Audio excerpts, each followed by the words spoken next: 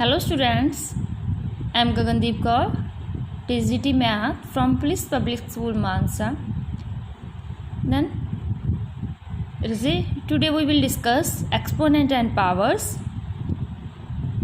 Very large numbers are difficult to read and write and compare another numbers, so we use exponent. बेटा जो काफ़ी बड़े number होते हैं ना, उनको कंपेयर करना दूसरों के साथ या लिखना, ठीक है, या रीड करना मुश्किल हो जाता है। इसीलिए हम एक्सपोनेंट यूज़ करते हैं। जैसे यहाँ पे a raise to power b, बेटा जो a है हम उसको क्या बोलते हैं, बेस। जो ऊपर b है उसको क्या बोलेंगे, एक्सपोनेंट, ठीक है। जैसे 10 रेज़ टू पावर 4, 10 क्या है, बेस। जो जहाँ पे ये ऊपर 4 है उसको क्या बोलेंगे, एक्सपोनेंट। जो 10 है बेटा, जहाँ पे 4 बार लिखा हुआ है, जैसे जहाँ 1 2 3 4 बार लिखा है तो 10 की पावर 4। जितने बार रिपीट हो रहा है तो उसकी वो क्या बन जाती है, पावर, ठीक है।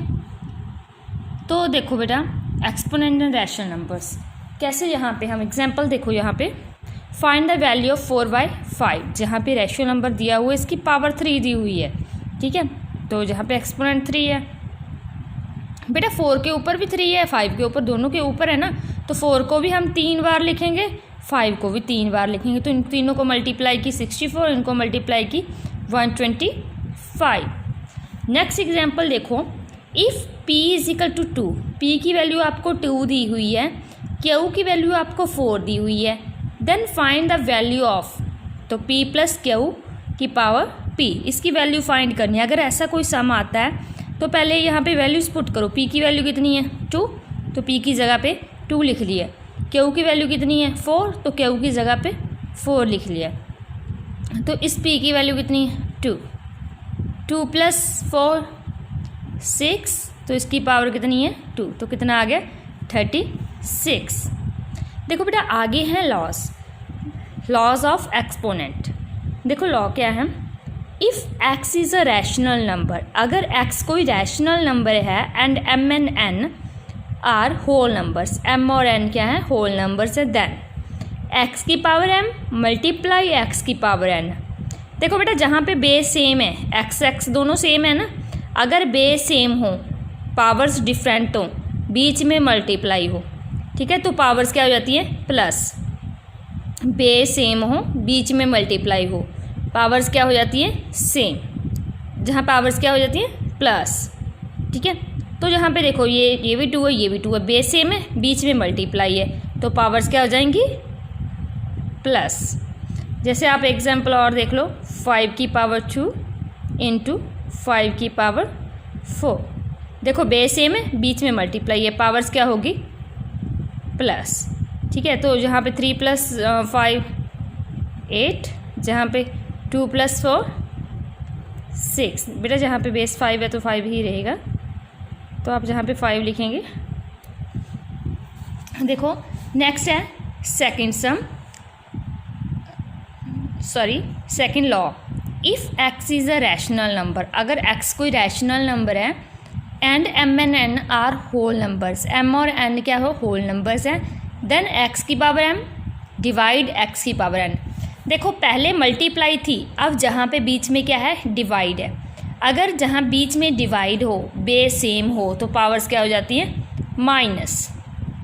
बेटा जहाँ पे मल्टीप्लाई होती तो यहाँ पे प्लस हो जाता, अगर जहाँ पे डिवाइड है तो पावर्स क्या हो जाएंगी, माइनस। इसका फर्स्ट रूल है कि बेस सेम होनी चाहिए, जहाँ पे भी x है, जहाँ पे भी x है, बेस तो सेम है, बीच में डिवाइड है, अगर डिवाइड है तो पावर्स क्या हो जाएंगी, माइनस। देखो बेटा जहाँ पे भी डिवाइड है, बेस सेम है, अगर बेस सेम है तो यहाँ पे 9 - 3, तो 9 में से 3 माइनस के कितना हो गया, 6। क्लियर।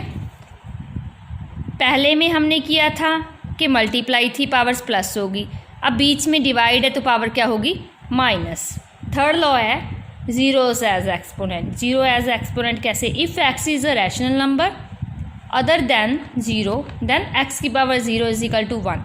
बेटा किसी भी नंबर की पावर अगर 0 हो तो वो 1 के इक्वल होता है। जैसे 2 की पावर 0 है, उसकी वैल्यू कितनी होगी 1।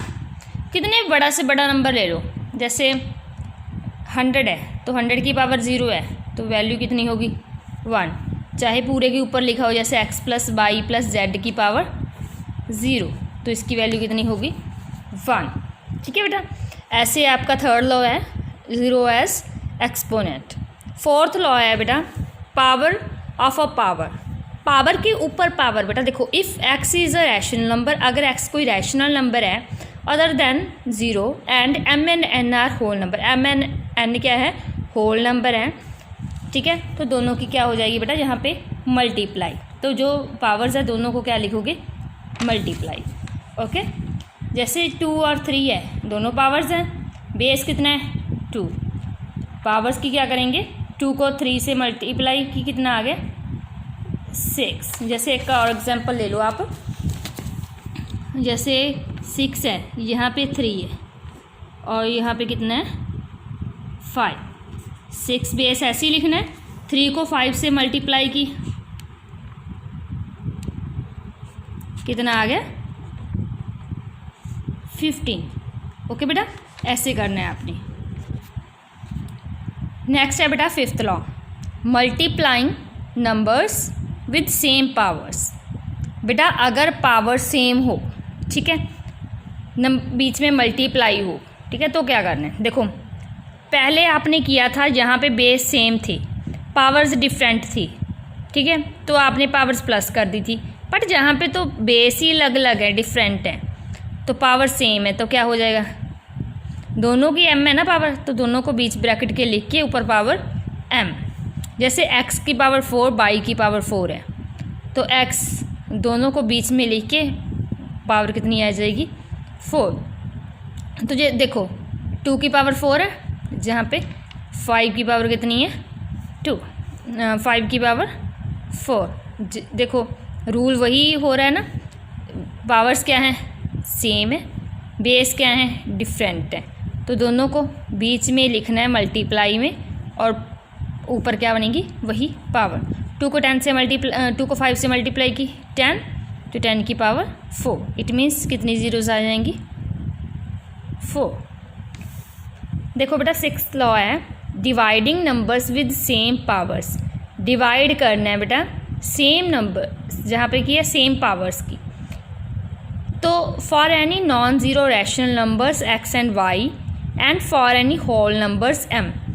अगर बेटा जहाँ पे बेस डिफरेंट हो, पावर्स क्या हो सेम हो, देखो तो पावर्स को ऊपर लिखेंगे और बेस को जो है वो बीच में डिवाइड में लिख देंगे और पावर ऊपर। जैसे देखो बेस क्या है डिफरेंट, पावर्स क्या है सेम, पहले इन दोनों को क्या करो डिवाइड में लिख लो, लिख लिया, तो पावर्स क्या है 7, ऐसे लिखना है अगर डिवाइड में हो।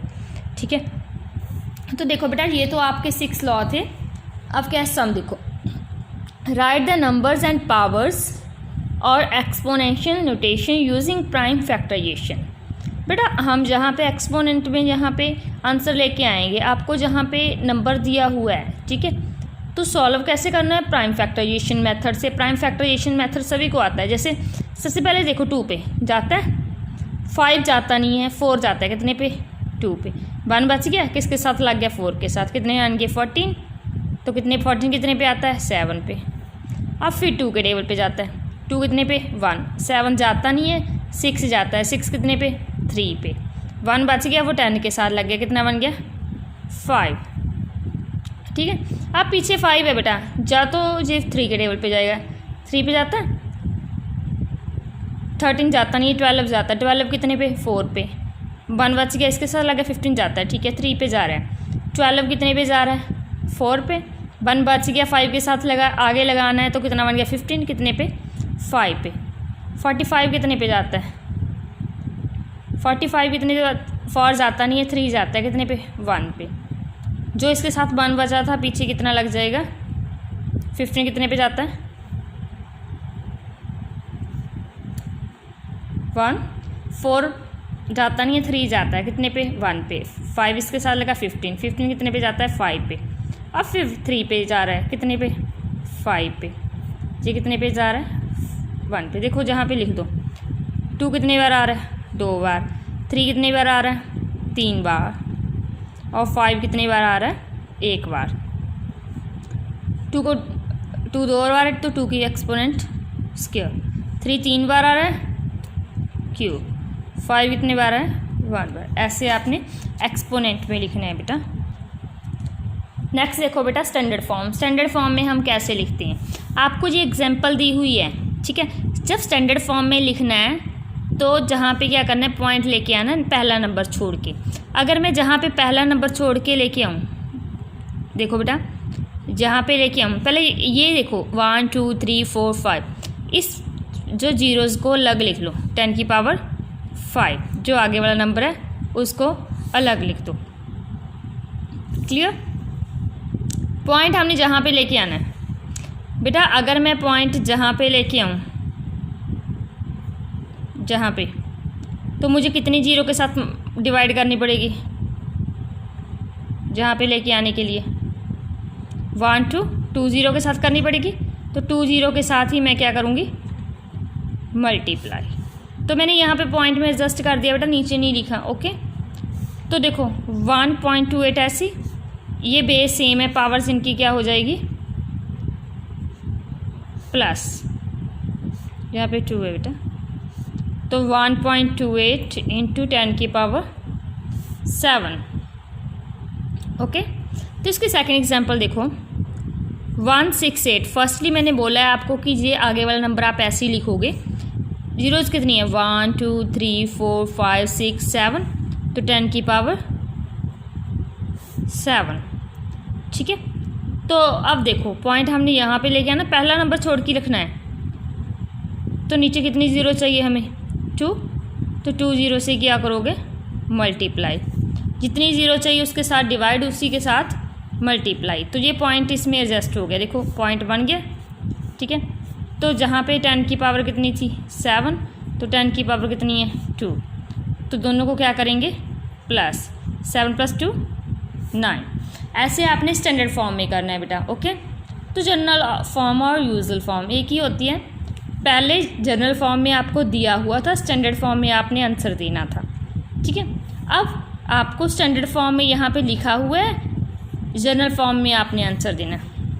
ये बहुत ईजी है, जितनी ज़ीरोज़ है इतनी लगा दो पीछे। 1 2 3 4 5 6 7 8 9। देखो जहाँ पर 10 की पावर 9 है तो 9 0 लगा दी। अब इसके साथ मल्टीप्लाई की 1 2 3 4 5 6 7 8 9। तो ऐसे करना है, ठीक है। अगर पॉइंट में हो, सबसे पहले आपने पॉइंट हटाना है। पॉइंट जहाँ पे था ना, कितनी 1 2 3 4, तो कितनी ज़ीरोज़ आ जाएंगे 1 2 3 4। जहाँ पे कितनी है 1 2 3 4 5 ज़ीरोज़ हैं। देखो 4 0 के साथ 4 0 कट, आंसर कितना आ गया 1 0 थी, उसके साथ मल्टीप्लाई। बेटा ये आंसर है। ओके, तो जब आपको यहाँ पे स्टैंडर्ड फॉर्म दी हो तो यहाँ पे देखो यूजुअल फॉर्म दी है, जिसको हम जनरल फॉर्म भी बोल देते हैं, उसको आंसर हमने स्टैंडर्ड फॉर्म में निकालना है, ठीक है। जहाँ पे आपको स्टैंडर्ड फॉर्म दी हुई है यूजुअल फॉर्म में, यूजुअल और जनरल फॉर्म में एक ही होती है बेटा, ठीक है। तो इसमें निकाला है। तो आपने इसमें 6 लॉ किए हैं जो आपके जो सम्स हैं उनको सॉल्व करने के लिए आपकी हेल्प करेंगे। तो अगर फिर भी किसी को कुछ समझ ना आए तो आप कमेंट बॉक्स में डाल देना। ओके बेटा, हैव अ नाइस डे।